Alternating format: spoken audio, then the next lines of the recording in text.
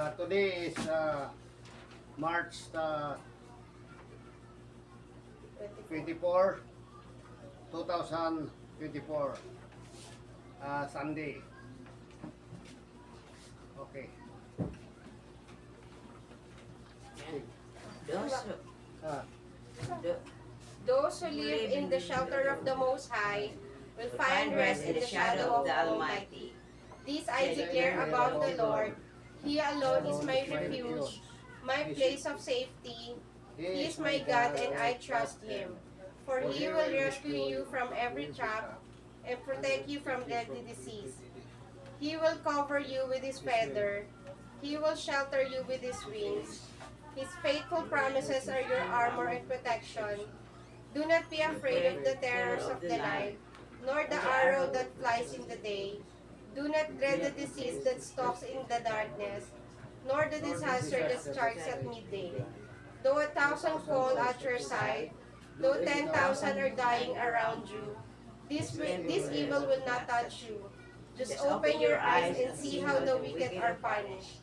If you make the Lord your refuge, if you make the Most High your shelter, no evil will conquer you, no plague will come near your home. For He will order His angels to protect you wherever you go. They will hold you up in their hands, so you won't even hurt your foot on a stone. You will trample upon lions and cobras. You will crush fierce lions and serpents under your feet. The Lord says, I will rescue those who love me. I will protect those who trust in my name. When they call on me, I will answer. I will be them in trouble. I will rescue and honor them. I will reward them with a long life and give them my salvation. Amen. Alam mo, pag nang mawala ka sa aking promise na kukuhan sa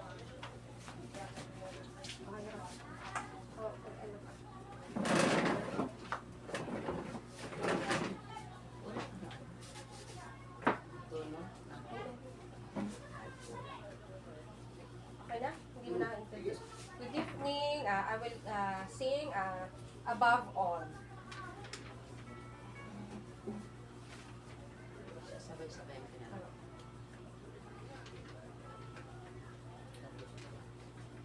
Above all powers, above all kings, above all nature and created things, above all wisdom and all the ways of man. You were here before the world began. Above all nations, above all thrones, above all wonders the world had ever known, above all wealth and treasure of the earth. There's no way to measure what we're worth.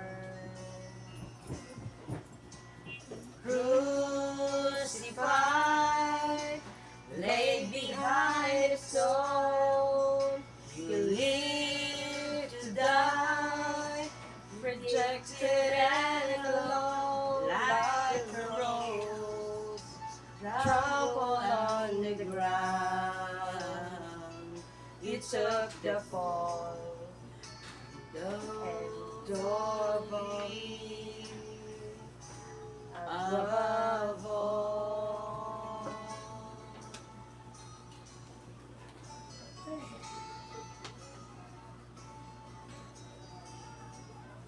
Above all powers, above all things, above all nature, no created things, above all wisdom and all the ways of man. You were here before the world began. Above all kingdoms, above all thrones,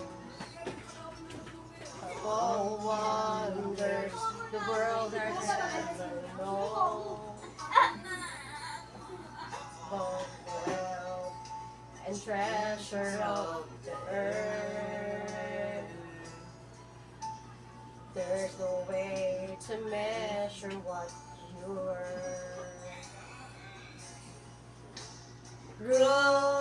crucified,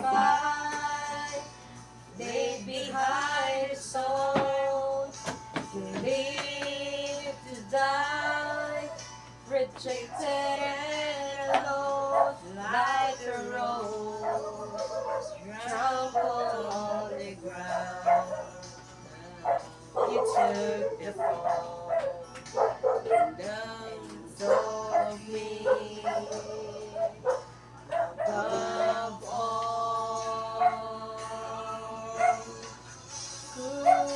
crucified, laid behind a stone, you live to die, rejected and alone, like a rose trampled on the ground.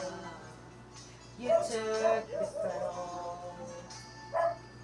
throne of me. Above all, trampled on the ground. You took the fall and told me above all. Si Ana Marie.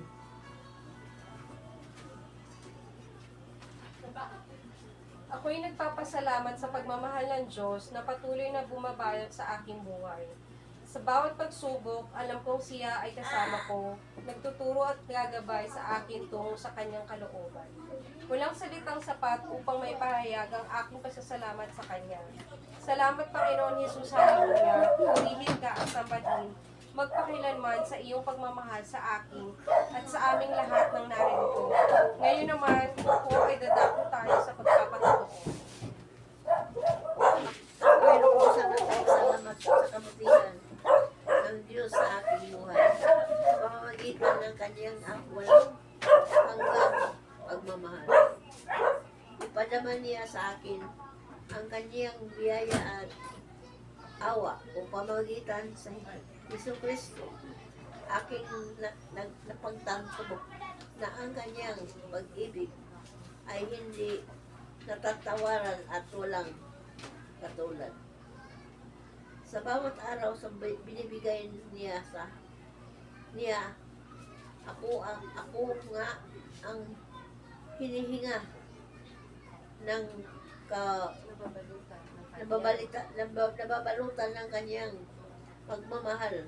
Ang bawat pagbubukas ng aking mga mata ay isang paalaanan ng kanyang kabutihan at kapangyarihan. Sapagkat sa bawat sandali, ang Diyos ay nagpapakita sa akin ng kanyang mga himala at sa aking buhay.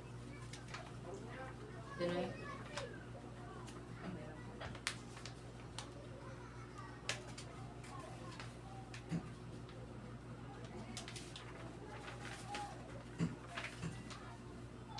Sa Kawikaan 3:5-6, sinasabi ng Biblia na katiwala ka lang sa Panginoon, ang buong puso at huwag kang magmanalig sa sarili mong karunungan. Kilalanin mo siya sa lahat ng iyong mga lakad at ituturo niya ang iyong mga landas. Ito ay isang pangako na patuloy na nagpalaala sa akin na dapat kang magkatiwalaan ng ang Diyos sa lahat ng aspeto ng aking buhay. Sa pagkilala sa Kanya at paging sensitibo sa Kanyang boses sa pamamagitan ng banal na Espiritu Santo, siya ang nagtuturo sa akin sa tamang landas na dapat kong tahakin Hallelujah. Amen. Thank you, Lord. Jesus. Kayo. Amen, Sister Gorgonia. Hallelujah. Manalangin po tayo, Panginoon. Salamat sa iyong walang sawang pagmamahal at biyaya. Patuloy mo kaming paggabayan at patnubayan sa aming mga landas. Tulungan mo kaming maging sensitibo sa boses ng banal na Espiritu upang ang aming mga buhay at landas ay maging tuwid sa iyong harapan. Sa ngalan ni Jesus. Amen. Thank you, Lord Jesus. Amen. To God be all glory, praise and honor to the name of Jesus Christ, our Lord and Savior. Amen. Thank you, Holy Spirit. Mangyari, manalangin tayo bago ako magsimula upang walang masayang na kahit anumang bagay ay pinarating ng Panginoon sa atin. Ngayong araw na ito, manalangin tayo. Manatiling tayo. Salamat sa biyayang pinagkaloob mo sa amin ngayong araw. Binabati ka namin at pinapasalamatan sa pagkakataon na ito upang makapagtipon at makapagbahagi ng iyong salita. Tulungan mo kaming makinig ng buong puso at isip. Gabayan mo kami na walang kapahamakan sa makapangyarihang pangalan ni Jesus. Amen. Amen. Mga minahal kong kapatid at mga anak, asawa, maaari na kayong umupo.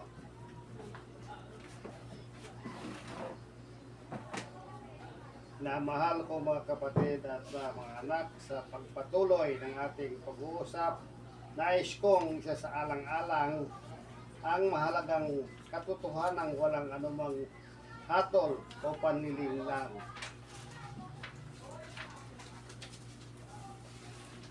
Maaring humihiwalay sa atin sa pag-ibig ng Diyos pamamagitan ni Jesus Kristo.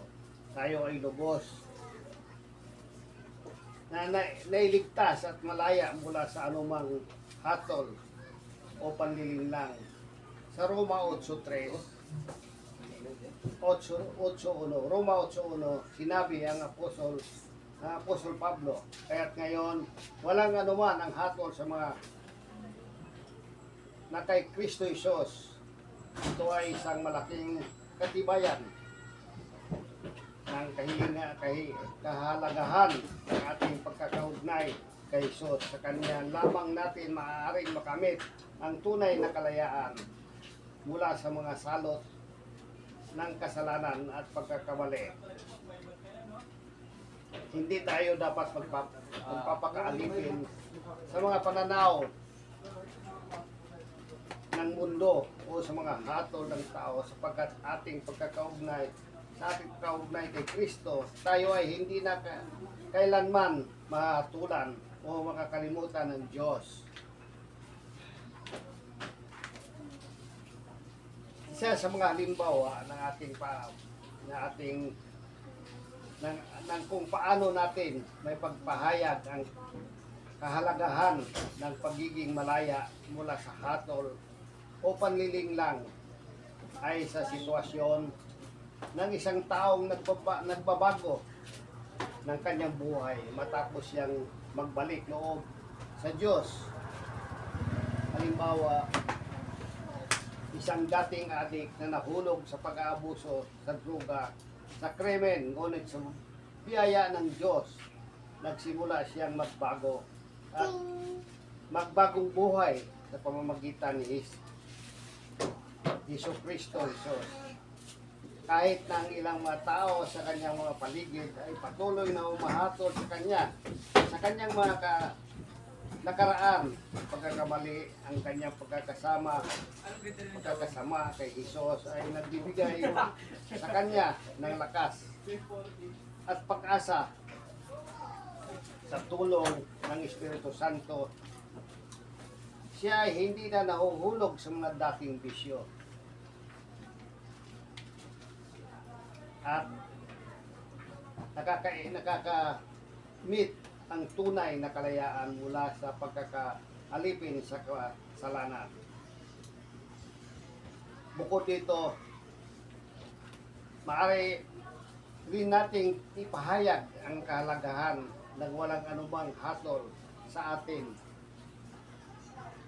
pagkakasama kay Jesus sa konstikto ng isang taong naghihirap sa kalungkutan at pangungulila, halimbawa sa isang taong nagdaramhati sa pagkawala ng isang mahal sa buhay at nagtatanong kung bakit pinapasan niya ang ganitong uri ng pagsubok.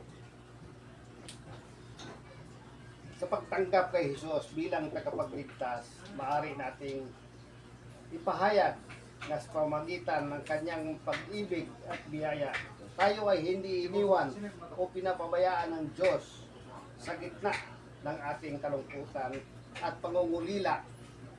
Sa halip, tayo ay pinayagan ng Diyos na magpalampasan anumang mga pagsubok sa pamamagitan ng kanyang lakas at presensya ating buhay. Sa mga nabanggit na halimbawa, mahalaga na maunawaan ng ating mga kapatid sa pananampalataya na ang pagkakasama kay Jesus ay nagdudulot sa atin ng tunay na kalayaan mula sa hatol at panlilinglang ng mundo. Mga minamahal kong kapatid sa Panginoon, hindi lamang dapat natin unawain ang katotohanan ng walang hatol sa mga nasa kay Jesus, kundi mahalaga rin na maunawaan natin kung sino ang talagang hinahatulan ng Diyos sa kanyang salita. Pinapakita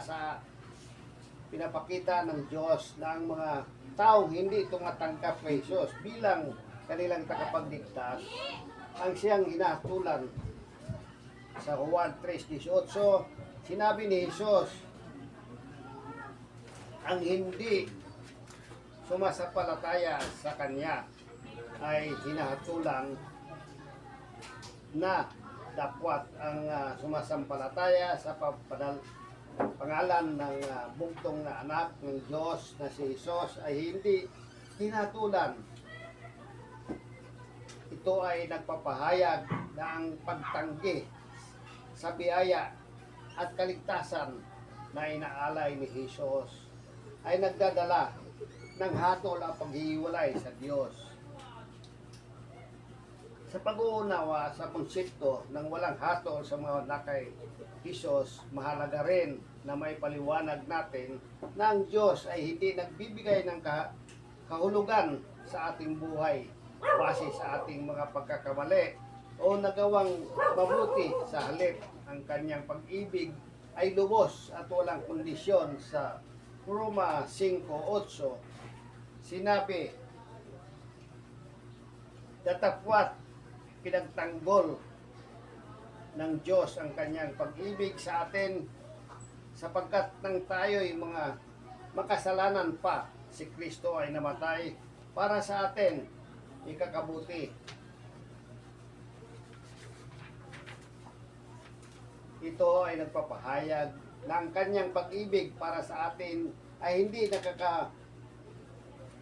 nakabatay sa ating mga gawa, kundi sa kanyang sariling pagmamahal at biyaya. Kailangan ding bigyan diin na ang pagtanggap kay Jesus bilang ating tagapagligtas ay hindi lamang tungkol sa ating kaligtasan mula sa parusa, kundi sa higit sa lahat ito ay tungkol sa relasyon natin sa Diyos. Sa pamamagitan ng ating pagtanggap sa Kanya bilang ating Panginoon at tagapagligtas, tayo ay tinatawag na maging mga anak ng Diyos at maging bahagi ng Kanyang pamilya. Sa Juan 1:12, sinabi, datapwat sa lahat ng tumatanggap sa Kanya, sa mga nagsisampalataya sa Kanya pangalan, ay binibigyan siya ng karapatang maging mga anak ng Diyos. Ito ay nagpapakita na ang ating pagtanggap kay Jesus ay nagbubukas ng pintuan ng isang bagong buhay at ugnayan o relasyon sa Diyos. Ngayon, mga kapatid, sa lahat ng narito at nakikinig, maaari po ba tayong ipahayag sa ating mga labi ang ating pagtanggap sa Panginoon Hesus bilang ating Panginoon at sariling tagapagligtas? Ipahayag po natin sa ating mga labi. Ay ipahayag po natin sa ating mga labi, Panginoon Hesus, tinatanggap po kita bilang aking Panginoon at sariling tagapagligtas ng aking buhay. Sabihin po natin, Amen. Amen. Amen. Hallelujah. Sa pagtanggap natin kay Jesus, tayo ay tinatawag din na maging mga mananampalataya at tagapagpatutuo sa kanyang pangalan sa pagiging mga alagad ni Kristo Jesus. Tayo ay natasan ipahayag ang kanyang aral at magdala ng liwanag sa mundo. Sa Mateo 5:14-16, sinabi ni Jesus, kayo ang ilaw ng sanlibutan. Hindi maaaring itago ang isang lungsod na nakatayo sa ibabaw ng isang bundok. At hindi rin ninyo tinatago ang isang nakasinding ilaw sa ilalim sa halip. Nilalagay ninyo ito sa mataas na lugar at ito ay nagbibigay liwanag sa lahat ng nasa bahay. Gayon din, hayaan ninyong ang inyong liwanag ay magliwanag sa mga tao upang makita nila ang inyong mabubuting gawa at purihin nila ang iyong Ama sa langit. Ito ay nagpapakita ng ating pagtanggap kay Jesus ay may kakibat na tungkulin na magbahagi ng kanyang liwanag at pag-ibig sa mundo.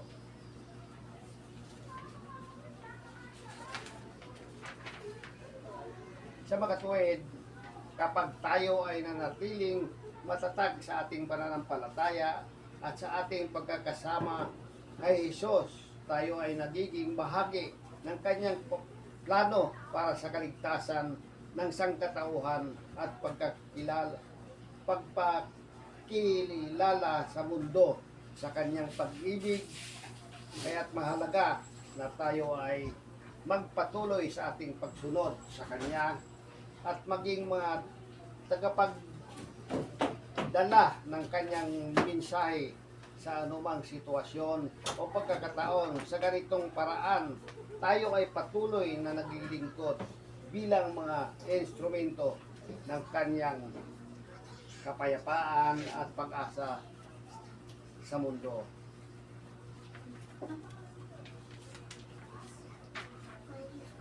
Tinatanaw namin ang inyong kabutihan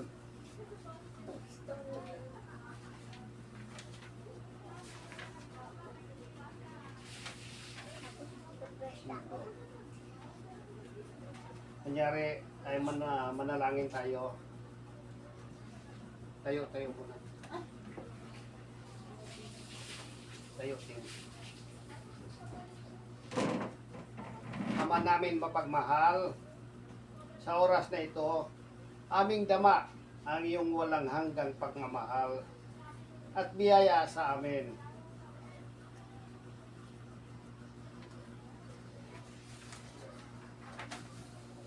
Tinatanaw namin ang iyong kabutihan at pagpapatawad sa kahit kami ay nagkukulang at nagkakasala ay hindi mo kami iniwan at patuloy mong inaakay sa iyong kabanalan.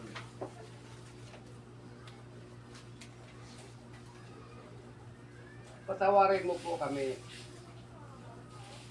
Sa mga pagkakataong hindi namin nasunod ang iyong kalooban, sa mga sandaling kami ay nagkulang sa aming pagmamahal at paggalang sa iyo bilang iyong mga anak. Humihingi kami ng tawad sa lahat ng mga kasalanan na aming nagawa laban sa iyo at sa aming kapwa. Tinatanggap po namin si Jesus bilang aming Panginoon at tagapagligtas. Kami ay nagpapakumbaba sa iyong harapan at nagpapahayag ng aming pananampalataya sa Kanya. Tinataguyod namin ang aming pagsunod sa iyong aral, hindi dahil sa aming kakayahan, kundi dahil sa kapangyarihan ng banal na Espiritu na nagtataguyod sa amin. Panginoon, alam namin na sa pamamagitan ng iyong dakilang pagmamahal, kami ay nagbabago mula sa kaluwalhatian patungo sa kaluwalhatian. Hinihiling namin na patuloy mong gabayan at palakasin ang aming pananampalataya upang maging isang instrumento ng iyong pagpapala sa bawat isa. Pinapasalamatan din po namin ang iyong anak na si Jesu Kristo na nagbigay ng kanyang buhay upang kami ay maligtas at maging malaya sa kasalanan. Kami ay nagpapasalamat sa kanya, sa kanyang walang kapantay na sakripisyo at sa kanyang pag-ibig na hindi nagmamaliw. At sa banal na Espiritu, aming gabay at tagapagligtas, aming pinasasalamatan sa pagtuturo sa amin ng iyong kaharian at pagpapalakas sa aming mga puso at isipan. Naway patuloy kaming aming pagpalain, Ama, at patuloy kaming gabayan sa aming paglalakbay sa iyong landas sa ngalan ni Hesus Kristo, aming tagapagligtas, at lahat ng magsabi ng Amen. Amen. Hallelujah. Hallelujah. At dito nagtatapos ang aming prayer. Maraming salamat po sa lahat sa nakikinig at God bless. Amen and amen. Thank you, Lord. Salamat po, God.